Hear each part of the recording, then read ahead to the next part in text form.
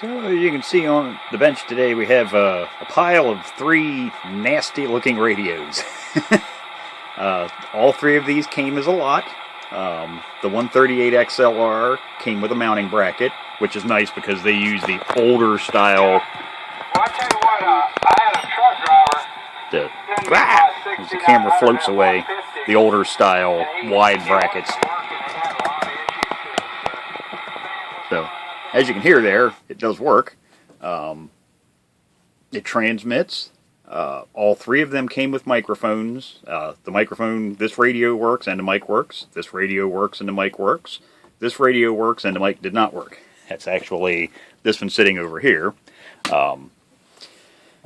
It's just an intermittent connection. It's probably just because it's so old and nasty, the PTT switch needs to be cleaned in that. Either that or it might be a broken off wire in the plug there. So I've just plugged in a bench mic and it works just fine. It's nice that this one came with the factory mic because this uses the 1/4 inch phono plugs.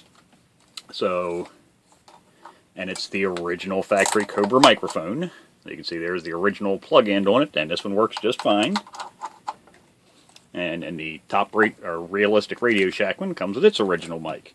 Got these for a really good price. Now a lot of people would look at it. It's what I want to show is a lot of people would look at these radios and go, "Man, those things are nasty. What the hell would I ever want them for?" I like nasty radios, especially nasty radios that have a film. You've probably heard me say it before. I call it the protective film. Well, the protective film is just what as it says. It protects. So once it gets a buildup of crud or crap on it, it's hard for other contaminants to do any damage to the surface. Even sunlight, because once you get enough buildup of dirt and grime on the covers, that prevents sun fading of black covers.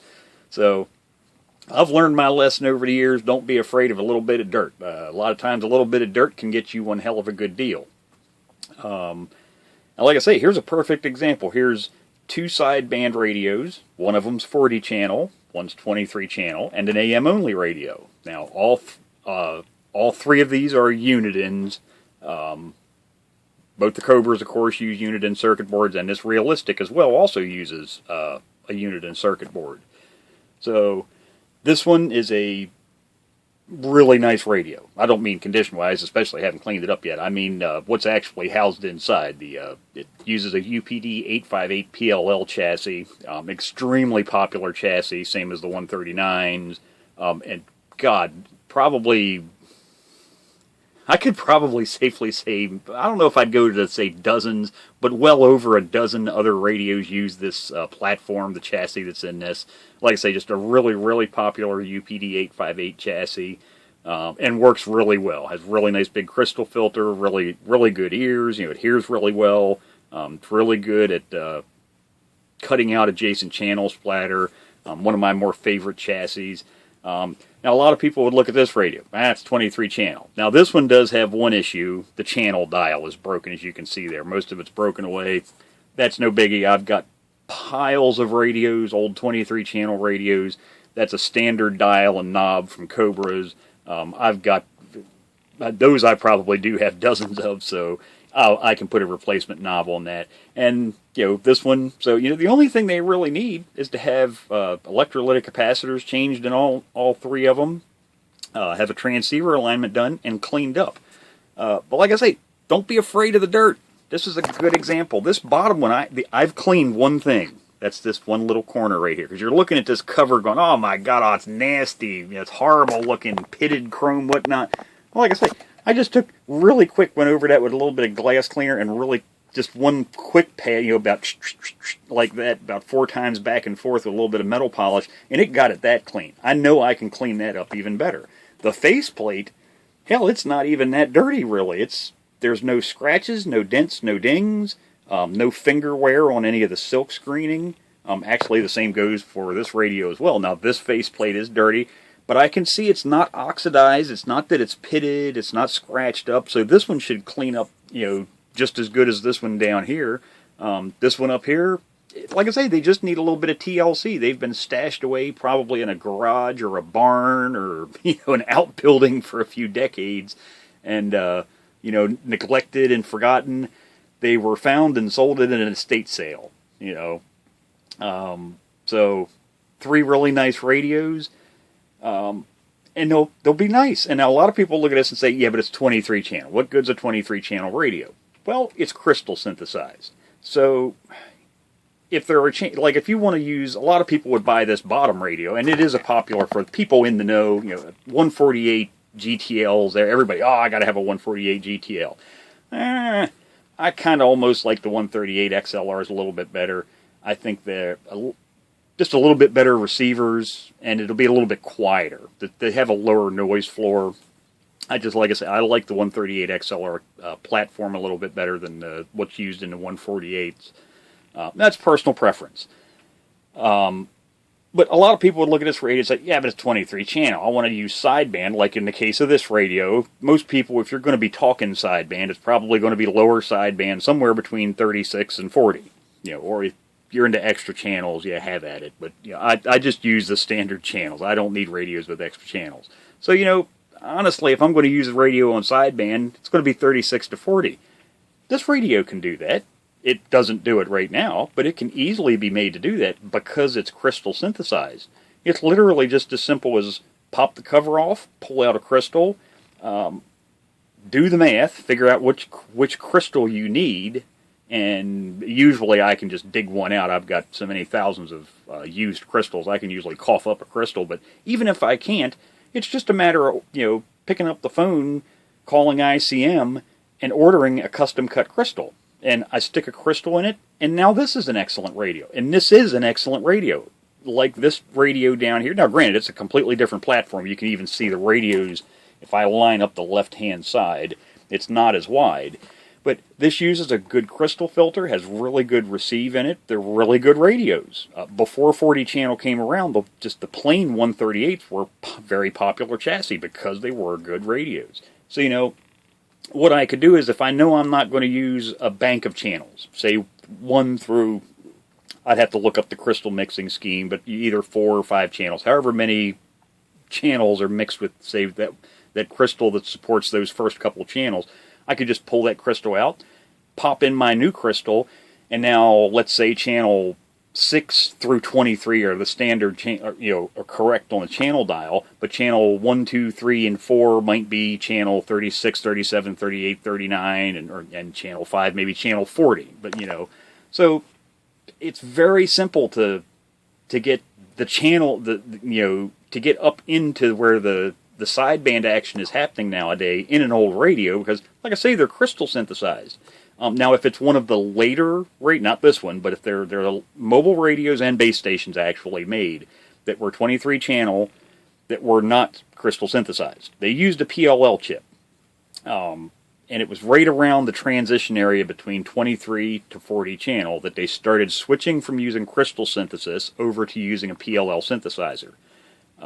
One of the big reasons the push came for using PLLs when it came to the 40-channel radios was, with the increase of all those extra channels, they were going to need a shitload more crystals in these radios, and crystals aren't cheap, even back then. That was one of the more expensive components inside of these radios, was the crystals.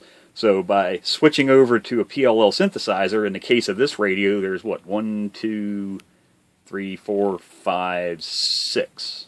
It's 2 offset, 3... So 3, 4, 5. So yeah, there's 6 crystals in this radio down here. Where in the case of this one, this has then this is just 23 channel. This has 1, 2, 3, and a bank of 7 or 6, 9 or 10. It has either 9 or 10 crystals, something like that. I'd have to pull the schematic or pop the cover off to look at it. But even still, you have to realize now, if they wanted to expand it to 40 channel, it's going to add maybe another 5 or 6 crystals or more. It gets expensive. So, but like I say, the nice thing about the old crystal synthesized radios is, with a simple crystal swap, pull a crystal out, plug a new crystal in, hook up the frequency counter, adjust the trimmer pot to calibrate that crystal, and the radio's ready to rock and roll where the action is today, say 30, channel 36 and up. So it's very simple. AM radios, actually these little realistics here, like I say, they use a unit-in chassis. I've got a couple of these. I've had a few of these over the years that I got used that didn't work. They were sold as parts or repair. I've gotten a couple of these in lots. It'd be a lot of like 20 radios. People selling CB shops that had gone out of business, whatnot, and just piles of radios that are known not working. They were in decent condition. They just didn't work. Man, a lot of times you can pick these things up for literally a couple dollars a piece. If $1 a piece. I've literally gotten them in lots when I'm buying big lots. I may end up having $1 or $2 in a radio. It doesn't work, but if you're just getting into radio, doing radio repairs, these are good little guys to start learning to work on, because they're small, they're a fairly simple circuit, they're not advanced, so it's a good learning platform, and then you can work your way up to the more advanced radios like down here, or even the more modern radios. But there you go. There's just what. So there's was a auction lot. Like that was even lot number. Still got the lot sticker on it, as a matter of fact. Lot number 107. So what you can pick up on the cheap a lot of times, it looks like junk. Honestly, turns out to be gems in the rough. And actually, I think all three turn out to be gems in the rough, especially this 138. The main thing on this, the faceplate, the aluminum trim panel on the insides. If I see that looks in good condition, that's usually to me a good indicator that it's probably a good radio. And like I say, all three of them work. It would skip, but it would come back on and be okay, and that's what was happening. It just was loose on the post on the battery. So, and one thing I kind of liked about the 138 XLR was it added 2 additional controls you don't find on a lot of later radios. A dimmer, if you watch the channel display there. And it also has a tone control, which is something you'd usually only find on base stations. But, they kind of looked at this area here, I guess, when they went from the 138 to the 138 XLR. They kind of looked at this area and went, man, that's a waste of space. Why don't we stick something there? And hey, thumbs up to the engineer that thought about doing that. They added a dimmer and a tone control. I don't really need the dimmer.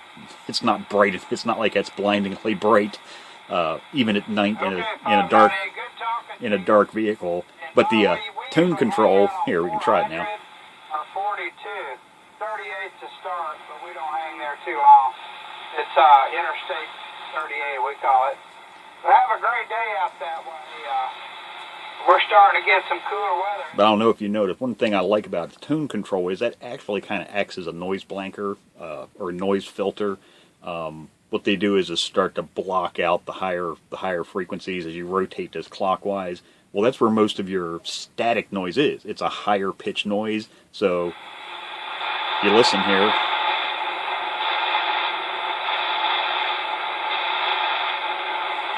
So by decreasing the audio frequency spectrum, which is basically what that's doing, like I say, it's cutting out it's cutting out the highs. You can also get rid of a lot of that background noise. So another nice feature on these radios, and another reason why I really like them. So there you go. There's just 3 radios picked up on the on the cheap.